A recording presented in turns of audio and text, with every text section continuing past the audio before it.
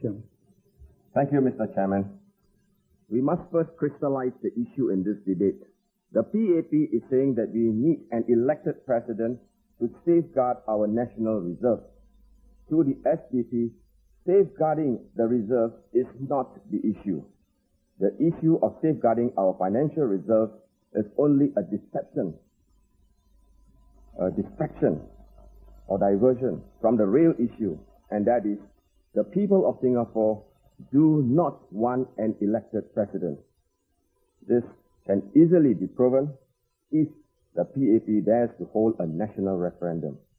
At this referendum, the question can squarely be put to the people of Singapore. Quote, do you want an elected president? Unquote. I know the majority of people of Singapore will say no to that question. A national referendum must be held as the issue of the elected president is so vital to our political system. It concerns the survival of democracy and the survival of our parliamentary system, as we know of it today. If the people of Singapore give the PAP two-thirds majority at the polls, this will be the last time the people shall be voting under the parliamentary system as we know of it today. The real purpose of the PAP to introduce the elected president is to deprive the people of Singapore effectively the one man, one vote system. Yes, the real purpose of installing an elected president, which has executive powers, ultimately is to deprive the people of Singapore the one man, one vote system. The threat to the change to the one man, one vote system was made by the Prime Minister in the early morning hours of December 23, 1984, after the last polling day. The people of Singapore must demand on a national referendum. Well, we have the opening statements. Now it is time for challenging the statements and rebuttals. If I may direct my first question to Mr. Chaim. Mr. Chaim, do you recall that in Parliament on August the 12th, Mr. Tong spoke on the subject of an elected president and asked you to confirm that you are in favor of making changes to our system in order to ensure that our reserves not be depleted? Yes. And you said yes. Yes, we agree that there should be. You agree. There should be checks. There should be checks. We should have 100, 1,000 Gurkha troops if we want to take care of our reserves. But eventually these Gurkha troops, instead of taking care of the reserves, they will be imprisoning the people of Singapore. And that is why we are concerned. That is why we don't have Gurkha troops. Are you suggesting them?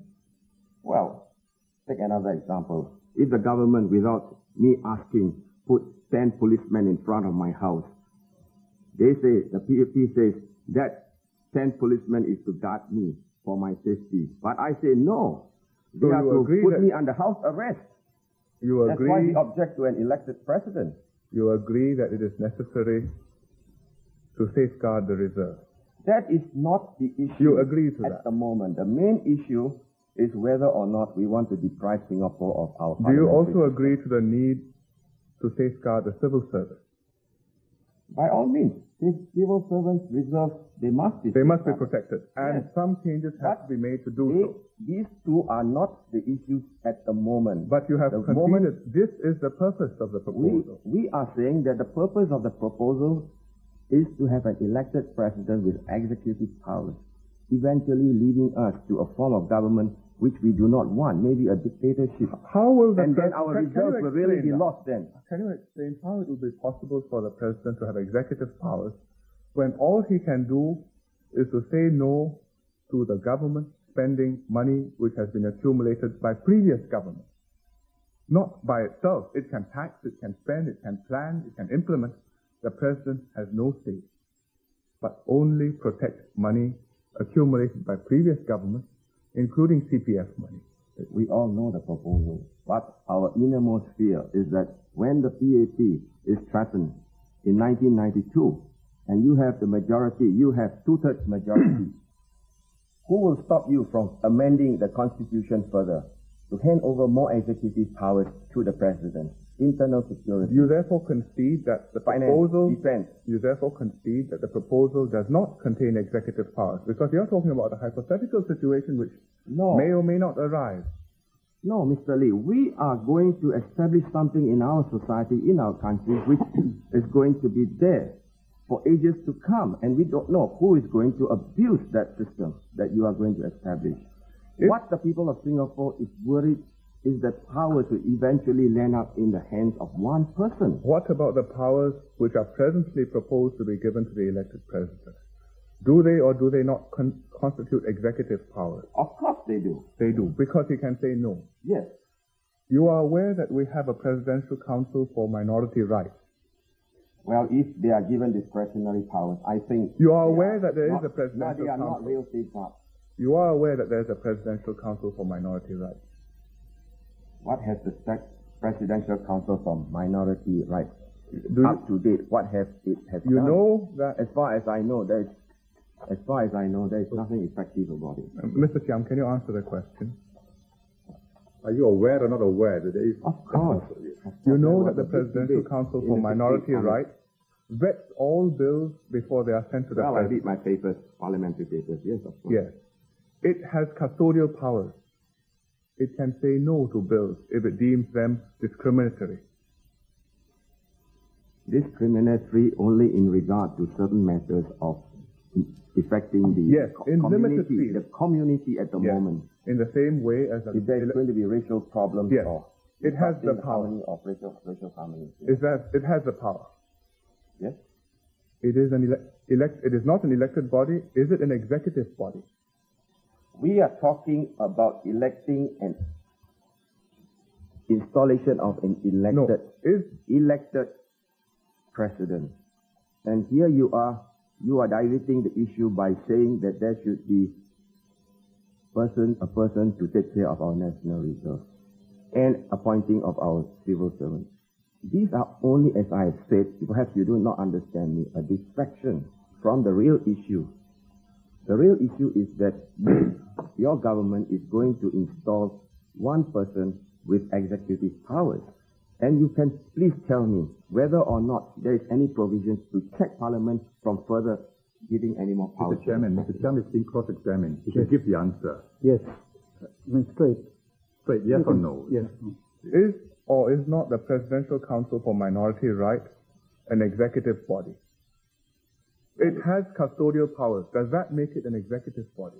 Well, there's nothing... It doesn't. Why not say so? Doesn't say anything about, stopping the use of reserves. But it has The powers. purpose- It can the prevent purpose Parliament from passing bills. Of Any the bill. Presidential Council for Minority Rights.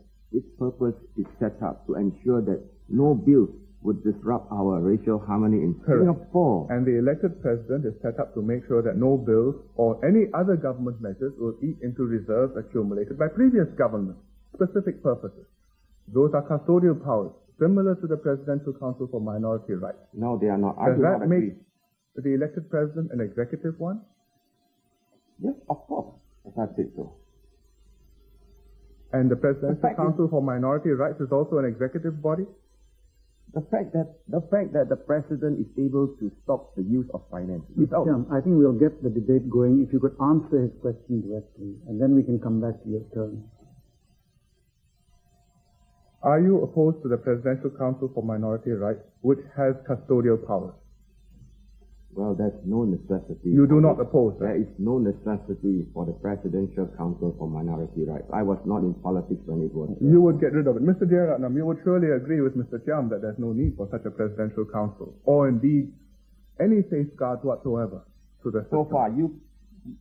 So far there is no law which is passed in Parliament which has been refused by Presidential Council, except I know of one in which Parliament overruled the Presidential Council in the GRC proposal. That is what has happened. Is that You true? have made No, laws that's not true. to cut out the powers of the Presidential Council for Minority Rights. That is what you have done. That's not the answer. Yes, We haven't got the answer from Mr. asked the Chiam. question. Yes, You have you done want to that. respond? Was I asked the Yes, question? you were asked a question. Do you agree with Mr. Chiam that we should scrap the Presidential Council for Minority Rights and it has an executive function? I think there is a confusion of thought here. the Presidential Council for Minority Rights protects the minorities' rights, their culture, and their, way of life here. Now, the Presidential Council for Minority Rights is not effective. Perhaps you have forgotten that Parliament can override the Presidential Committee's decision on any bill by itself passing the bill again with a two-thirds majority. Are you aware of that? So that the Presidential Committee is not effective. My party would like to see the Presidential Committee for Minority Rights made really effective. But it has in no way diminished the standing of Parliament. Neither will the elected president. Now let me ask you another question. Mr. Chaim, you say the elected president denies people one man, one vote. Yes. In America, they have one man, one vote. Yes. They vote for a president. But their system is different. They vote for a president. Yes. Therefore, an elected president does not in itself mean that one man, one vote is diminished. We have got a different system here. Can you answer the question, Mr. Chiang? Yes, what is? The question is, in America, they vote for a president. Correct. They also have one man, one vote. They have got an electoral system. Yes. They vote and they have democracy. Vote the president. And they have democracy. Yes. We will have an elected president with powers far fewer than the American president. Correct. We will have one man, one vote too. Effectively, no, in time to come. Why does that follow? Because if you have two-thirds in Parliament, and when there is a threat to overthrowing you, as stated in the Prime Minister in 1984, then you will amend the Constitution. Mr. Chiam, if we had wanted to amend the Constitution to give more powers to the President, if we had wanted to amend the Constitution, and that will be the end of one man, one vote system. If we had wanted to amend the Constitution, why do you think we did not do so before the general election? Well, we have the majority. You campaigned on this issue in 1984, if you will remember. You failed. No, we were against. You campaigned. We were against the elected president. Yes, and you said, if I may quote you, in your first election rally, you said, if the PAP is returned again, parliamentary and democratic government here will be changed to a presidential system in which power will rest with a few or one person. Yes, we have not done that. I still stand by it. Have we done that? The time has not come yet. Once it comes, you will do it. Your government will do it. Why do you think we have not done so all these years? Since 1966, there was no opposition in Parliament until 1981, when Mr. Jeyaretnam was elected. And then in 84, you were elected. And in 86, Mr. Jeyaretnam was disqualified and you were alone again. All these years, we have never passed any bill or amended any constitutional provision without full debate, discussion, and public explanation. Why do you think we want to do so now? Because at the moment you don't perceive the threat. Once the threat is there, I believe, unless you give us assurances, you will go ahead to amend the Constitution to hand further powers. Then if the threat is there, Mr. Chiam, it would be too late for us to do anything, wouldn't it? No, you can amend the Constitution in 1 hour on the certificate, in one afternoon on a certificate of emergency. 3 readings, 1, 2, 3. Which could be done without an elected president. No, you must have an elected president first. You can have 3 readings without an elected president? Well, you would not have the moral authority. You would not dare to. That is the only reason why you want to go. So without an elected election. president, we would not dare we would. It's that simple. Well, can I ask you one last question? Do you understand that the restrictions on the president's powers to restrict spending is only on old money, not new money? Well, that is a very difficult issue. You understand that? Because even Dr. To himself says that it's difficult to determine what is old money and Mr. Chiam, new you're not money. debating Dr. To here. Do you understand that? We understand. Why do you object